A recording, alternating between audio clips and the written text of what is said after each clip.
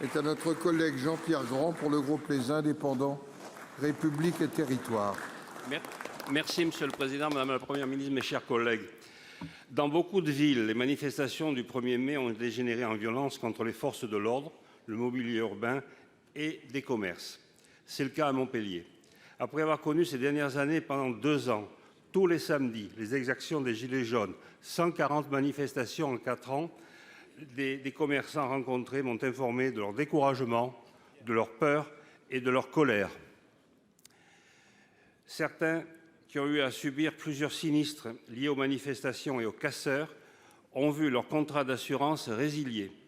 Des commerçants se retrouvent avec difficulté des compagnies d'assurance qui acceptent de les couvrir, mais qui subordonnent un nouveau contrat à une période probatoire de 2 ans sans sinistre. Ces commerçants n'ont plus qu'un seul choix, incroyable, celui de ne pas déclarer le dernier sinistre lié aux manifestations du 1er mai s'ils veulent conserver une couverture pour des risques plus graves dans la période probatoire imposée, je le rappelle, 2 ans. Je sais combien cette situation préoccupe la Chambre de commerce de l'Hérault et son président, qui, avec l'ensemble des commerçants, demandent au gouvernement de prendre des mesures législatives ou réglementaires pour dissocier de toutes les autres clauses contractuelles les risques liés aux manifestations et aux casseurs. Ces commerçants demandent que soit garanti le maintien d'une couverture assurantielle dès lors que leur responsabilité ne peut être mise en cause. Ils sont les victimes de ces sinistres à répétition, ils n'en sont pas les responsables. Je ne demande pas que l'État se substitue aux assurances, mais, Monsieur le Ministre, si le gouvernement, ce que nous souhaiterions, c'est que le gouvernement intègre cette situation vitale pour beaucoup d'entre eux dans le prochain plan en faveur des commerces de proximité. Merci. Pour vous répondre, la parole est au ministre Jean-Noël Barrot, ministre délégué en charge de la transition numérique et des télécommunications. Monsieur le Président, Mesdames et Messieurs les sénateurs, Monsieur le sénateur Grand, je vous prie d'excuser l'absence d'Olivia Grégoire, retenue à 7 heures avec le ministre du Tourisme chinois. La situation que vous décrivez pour les commerçants héroltais est malheureusement une situation que les commerçants de Rennes, de Lille, de Lyon comme de Paris pourraient décrire.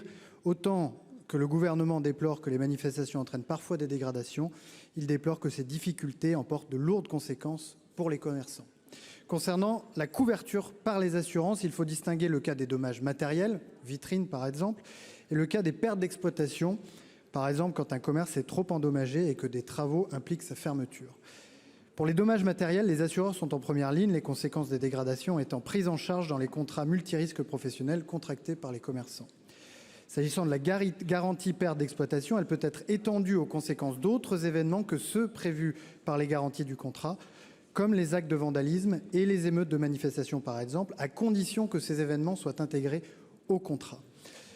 La couverture des dégradations liées à des manifestations n'est donc pas systématique. Nous estimons la part d'artisans commerçants couverts par une perte d'exploitation à 54%. Ce taux est d'autant plus élevé que l'entreprise est grande.